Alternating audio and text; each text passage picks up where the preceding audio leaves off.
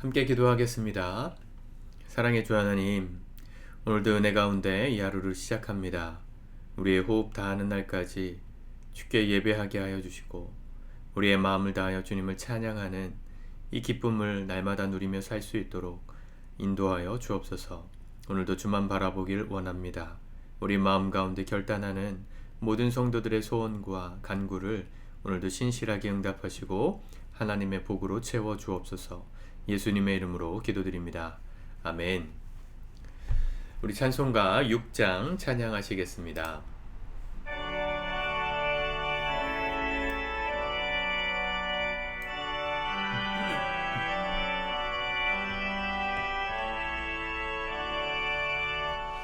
목소리 높여서 주 찬양하여라.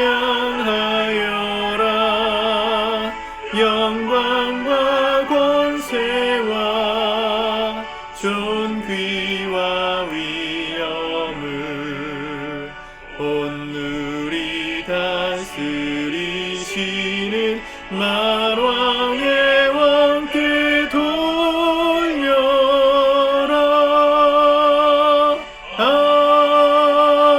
아멘. 아멘. 오늘은 하나님 말씀 열왕기하 23장의 말씀을 같이 묵상하겠습니다. 말씀을 꼭 읽으시고 영상 보실 수 있길 바랍니다. 2절 말씀을 봅시다. 왕이 여호와의 성전에 올라가매 유다 모든 사람과 예루살렘 주민과 제사장들과 선지자들과 모든 백성이 노소를 막론하고 다 왕과 함께 한지라. 왕이 여호와의 성전 안에서 발견한 언약책의 모든 말씀을 읽어 무리의 귀에 들리고 왕이 단 위에 서서 여호와 앞에서 언약을 세우되 마음을 다하고 뜻을 다하여 여호와께 순종하고 그의 계명과 법도와 율례를 지켜 이 책에 기록된 이 언약의 말씀을 이루게 하리라 하매 백성이 다 그 언약을 따르기로 하니라. 유다의 마지막 왕조 직전에 왕이 되었던 이 요시야 임금이 어제 대제사장 힐기야가 성전에서 발견한 이 신명기의 말씀을 모든 백성에게 들려주었습니다. 그리고 선포하기를 마음을 다하고 뜻을 다하여 여호와께 순종하자. 그의 말씀대로 행하자. 백성들이 그렇게 하겠다고 언약했습니다. 예수님 당시에 한 율법사가 예수님께 질문하죠. 가장 큰 계명이 무엇입니까? 예수님께서 말씀하신 게 먼저 첫째는 마음을 다하고 정성을 다하고 뜻을 다하여 주 너희 하나님을 사랑하라 하신 것이요, 둘째는 이와 같으니 내 이웃을 내 몸과 같이 사랑하라. 이것이 온 율법과 강령이니라 그러셨습니다. 이 신명기의 말씀을 50년 넘게 백성들에게 또 성전 안에서도 잃어버린 바 되었다가 다시 말씀이 회복되니까 이 말씀의 기초, 신명기 말씀의 핵심, 하나님 말씀에 순종하며 살고 그 말씀에 불순종하면 저주를 받는, 심판을 받는 그 단순한 원리를 회복하게 되었습니다. 백성들도 그렇게 하겠다고 했습니다. 말씀이 회복되니까 나라 전체에 종교개혁이 일어납니다. 4절부터 모든 이 바알과 아세라와 하늘의 일월 성신을 위하여 만든 모든 그릇 여호와의 성전에서 내다가 예루살렘 바깥 기드론 밭에서 불사르고, 므낫세 시절에 이 성전 옆에 일월 성신을 섬기는 산당을 만들고 이방신을 섬기게 했었잖아요. 그것을 이제 50년 만에 폐기한 것입니다. 거기서 그치지 않고 유다의 모든 산당들, 예루살렘의 모든 산당들을 다 제거하고 제사장들을 폐했습니다. 5절이죠. 그리고 6절에 여호와의 성전에 세워져 있던 그 아세라상, 이것도 므낫세가 세운 건데 또 이 가루로 만들어서 불사르고 가루로 만들어서 평민의 묘지에 뿌렸다. 6절에 그렇게 나오죠. 완전한 종교개혁이 일어납니다. 재밌는 것은 15절에 또한 이스라엘에게 범죄하게 한 느밧의 아들 여로보암이 베델에 세운 제단과 산당을 왕이 헐고 또 그 산당을 불사르고 빻아서 가루를 만들며 또 아세라 목상을 불살랐더라. 느밧의 아들 여로보암이 베델에 세운 산당, 제단 언제 세웠습니까? 솔로몬 이후에 나라가 갈라질 때, 르호보암과 여로보암으로 이 지파가 나누어질 때, 북쪽 이스라엘과 남쪽 유다로 나누어질 때, 이 남쪽 예루살렘에만 있었던 성전의 기능을 대신하기 위해서 여로보암, 북이스라엘의 여로보암이 산당을 두 군데 만들죠. 제단을 가장 북쪽에 단이라는 곳에 만들고, 또 하나는 예루살렘에서 가까웠던 베델에 만들었습니다. 그 예루살렘 바로 옆에 있던 베델의 제단을 헐어버린 겁니다. 무슨 얘기냐면 이 여로보암이 이 두 군데의 제단을 만들므로 돌이킬 수 없는 하나님의 진노하심을 샀거든요. 이 여로보암의 죄라고 표현되는 이 북쪽 이스라엘의 멸망의 원인이었던 그 베델의 산당을 제거한 것입니다.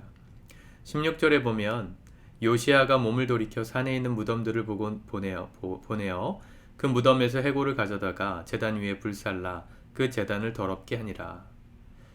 자, 여기 그 베델에 있었던 그 제단, 그곳에 묻혀 있었던 제사장들의 해골을 꺼내다가 재를 만들어 가지고 그 제단 위를 더럽게 했다. 근데 이게 예언되었던 일이라는 거예요. 이 일을 하나님의 사람이 전하였더니 그 전한 여호와의 말씀대로 되었더라. 기억하세요, 여러분? 열왕기상 13장에 보면 여로보암이 이 제단 두 군데를 만들고 백성들로 하여금 제사를 지내게 했을 때 열왕기상 13장 2절에 보면 하나님의 사람이 나타나서 이렇게 예언합니다. 하나님의 사람이 제단을 향하여 여호와의 말씀으로 외쳐 이르되 제단아 제단아 여호와께서 이와 같이 말씀하시기를 다윗의 집에 요시아라 이름하는 아들을 낳으리니 그가 내 위에 분향하는 산당 제사장을 내 위에서 제물로 바칠 것이요 또 사람의 뼈를 내 위에서 사르리라 하셨느니라. 이 여로보암 시대 때 예언되었던 말씀이에요. 여로보암은 BC 930년 경에 왕이 되었던 사람인데 930년, 요시아는 BC 630년, 무려 300년의 공백이 있지만 300년 만에 이 말씀이 이루어진 겁니다. 이 하나님의 말씀은 한 구절, 한 단어, 한 획도 허투루 선포되거나 기록되지 않습니다. 성경이 우리에게 중요한 이유입니다. 하나님의 메시지는 지금도 분명합니다. 하나님의 심판은 지금도 동일합니다. 또 하나님의 축복도 지금도 동일하죠. 기록되어 있는 말씀 한 말씀이 허투루 기록된 게 없다는 걸 늘 기억하십시오. 시간이 걸릴 뿐 하나님의 진노의 잔이 채워지면 심판이 임하고 하나님의 축복이 임할 그때가 되면 하나님의 구원의 역사가 일어납니다. 300년 전 누가 이 일이 일어날 걸 알았겠습니까? 300년 전 여로보암이 그 이름 모를 하나님의 사람이 선포하는 그 저주와 같은 메시지를 들을 때 콧방귀를 꼈겠죠. 요시아가 누군가? 300년 뒤에 태어날 사람은 어떻게 알았겠어요? 하나님은 다 알고 계십니다. 여러분 인생의 키를 누구에게 맡기시겠어요? 하나님께 맡기며 사셨으면 좋겠습니다. 그 하나님이 다 알고 계시기에 우리에게 순종을 요구하실 수 있는 겁니다. 하나님의 말씀을 부모님의 잔소리처럼 들으면 안 됩니다. 부모님도 자녀를 향한 선한 의도를 가지고 여러 가지로 권면하고 순종할 걸 요구하지만 사실은 부모님들도 다 모르죠. 다 알 수 없어요. 실수가 있고 내일 일어날 일도 알지 못하는 불완전한 존재입니다. 근데 하나님의 말씀을 그렇게 부모님의 잔소리처럼 들으시면 안 돼요. 왜냐하면 하나님은 다 알고 말씀하시는 겁니다. 다 알고 말씀하시는 것이기 때문에 순종하면 복을 받고 순종하지 않으면 저주를 받을 수밖에 없습니다. 빗나가지 않습니다. 확률이 100%예요. 여러분 300년 뒤에 일어날 일을 알았다면 여러분 그게 사실이라고 정말 믿는다면 어떻게 사시겠어요? 우리나라 70년대 80년대 강남과 분당에 이 경제 개발 바람이 불기 이전에 그곳에 땅을 사고 그곳에 이렇게 이사를 갔던 초창기 사람들은 다 사람들이 주변에서 어리석다고 놀렸답니다. 그 뭐죠? 응답하라 1988인가요? 거기 그 주인공 가족이 마지막 화쯤에 그 이사를 가잖아요. 판교 성남 이쪽으로 이사를 가는데 가보니까 허허벌판이고 정말 논밭밖에 없었던 그런 땅으로 이사 가면서 이제 우리가 어떻게 사나 고민했어요. 만약에 그때 이렇게 30년 뒤에 이 땅이 개발되고 이렇게 잘 살게 될 줄 알았다면 대부분의 사람들이 그렇게 투자하지 않았겠습니까? 모르니까 그때는 다 어리석게 보이는 거고, 모르니까 투자하지 않는 거죠. 미래에서 왔다고 누군가 우리에게 말하면서 우리에게 오늘 이렇게 살으라고 말한다면, 그게 진짜 사실이라면 하지 않을 사람이 어디 있습니까? 그렇죠? 주식을 하는 분들도 그렇죠. 우리나라 통신사 뭐 SK텔레콤이나 KT 이런 통신사 주가가 오르기 전 막 핸드폰이 나왔을 때, 휴대폰 삐삐 이런 게 나왔을 때, 그때 그 회사의 주식을 샀던 사람들, 이 미래를 보고 산 거죠. 그리고 엄청난 주식 차익을 남긴 분들이 많잖아요. 미래에 그렇게 될 거 안다면 누가 투자 안 하겠냐고요? 다 하겠죠. 불안하니까 안 하는 거고, 모르니까, 확신하지 않으니까 못하지 않습니까? 하나님의 말씀은 부도날 일이 없습니다. 말씀대로 살면 반드시 축복을 누립니다. 하나님께서 300년 전에 하신 말씀이 그대로 이루어졌습니다. 말씀을 따라 사는 거 결코 손해가 아닙니다. 말씀을 따라 사는 우리의 삶이 지금 당장의 우리 기준으로 보면 어리석어 보이고, 당장의 기준으로 보면 참 헛된 것 같아 보일지 몰라도, 시간이 흐르고 나면 분명히 열매가 납니다. 분명히 누구나 알게 될 겁니다.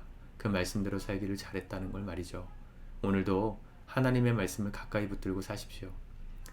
부도나지 않는 확률 100%의 이 약속의 말씀을 붙들고 오늘도 믿음으로 전진하고 바른 길을 행하고 주님이 축복하실 수밖에 없는 인생의 선택을 하실 수 있기를 축복합니다. 기도하겠습니다. 하나님 아버지, 우리 인생에 말씀하신 주의 뜻은 지금도 변함이 없으시고, 주님, 우리 가운데 축복을 허락하시는 단순한 길을, 가장 쉬운 길을 이미 말씀하셨음을 믿습니다. 우리가 우리의 짧은 시야와 인생의 경륜으로 하나님의 그 광대하심과 모든 걸 알고 계신 전지하심을 의심하지 않도록 우리를 겸손하게 하시고, 오늘도 겸손히 주의 말씀을 붙들고 살아가기를 힘쓰는, 그래서 확률 100%의 축복의 말씀을 받아 누리고 이 말씀대로 축복을 다 경험하는 우리 사랑하는 성도들의 미래가 될 수 있도록, 현재가 될 수 있도록 인도하여 주옵소서. 예수님의 이름으로 기도드립니다. 아멘.